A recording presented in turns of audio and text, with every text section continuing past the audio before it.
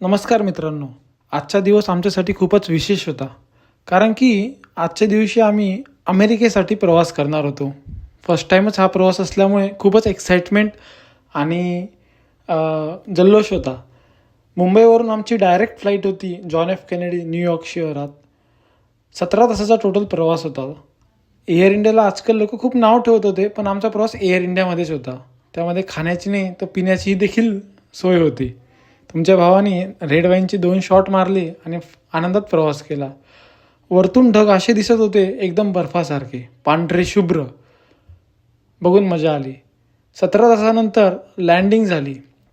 Landing होताच एअरपोर्टवर बहीण आणि जिजू यांनी दोघांनी स्वागत केले. खूप छान वाटलं. मजेशीर प्रवास होता. थकवाही बिलकुलही जाणवला नाही आणि दीदीला आणि जिजूंना भेटून मजा आली.